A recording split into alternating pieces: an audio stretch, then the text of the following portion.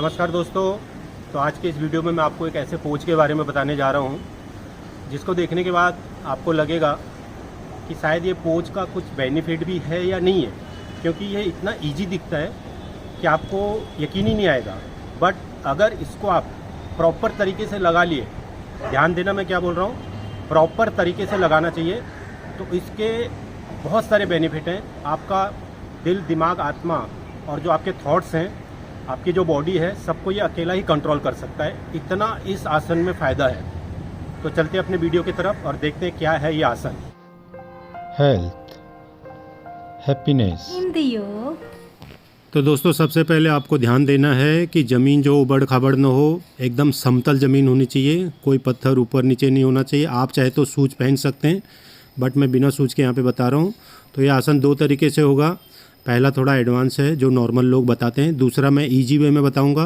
दोनों पैरों को समानांतर रखिए, एकदम अटेंशन की पोजीशन में, जिसे हिंदी में सावधान कहते हैं, और अपना बायां पैर उठा के दाएं पैर के जांघ पे रखना है आपको। जांघ के एकदम अंदरूनी भाग यानी रूट तक, जो जड़ होती है जांघ की, वहाँ तक मैक्सिमम आपको पहुँचाने की कोशिश करना है। ये पैर सीधा रहे इस तरह से, और दूसरा नीचे वाला पैर भी सीधा रहे।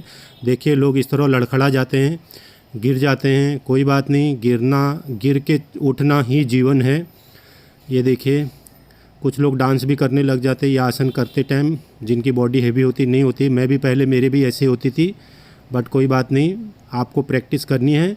इस तरीके से एक टाइम आता है कि यहाँ पर आपका जांघ लग जाता है। ये पैर सीधा रहे, ये पैर इस तरह से सीधा रहे, यानी दोनों अपोजिट डायरेक्शन में, और दोनों हाथों को आपको ऊपर की तरफ ले जाना है इस तरीके से, और अपनी हथेलियों को मिलाना है। बॉडी पूरा स्ट्रेच हो जानी चाहिए। देखिए, पेट का जो भाग है, पेट अंदर की तरफ रहना चाहिए, और साइड से बॉडी को पूरा स्ट्रेचेबल, यानी ऊपर की तरफ को आपको मैक्सिमम जितना हो सकता है खींचना है। तो इसमें देखिए, आप दो दिशाएं हो रही हैं। अगर नहीं हो रहा है तो इस तरीके से आप शुरुआत में कीजिए, धीरे धीरे करके, फिर थोड़ा ऊपर लाइए। इस तरह से भी आप कर सकते हैं। फिर हाथों को ले जाइए इस तरह से, और जितना पेट की तरफ, देखिए आप, पेट अंदर की तरफ होना चाहिए, और बॉडी एकदम स्ट्रेचिंग मैक्सिमम। यही नहीं करते हैं लोग नॉर्मली खड़े हो जाते हैं और हाथों को थोड़ा ऊपर को कर देते हैं। हाथ एकदम मैक्सिमम करना है। ये है इजी पोजीशन। अब नंबर 2, इसमें आपको कोई दीवार का सहारा लेना है, या तो कोई पेड़ हो जिस पे आप अपनी पीठ को टिका सकें। शुरू में ये बिगिनर लोगों के लिए, या जिनका वज़न थोड़ा ज़्यादा है, जो नहीं कर पा रहे हैं, वो इस तरह से कर सकते हैं।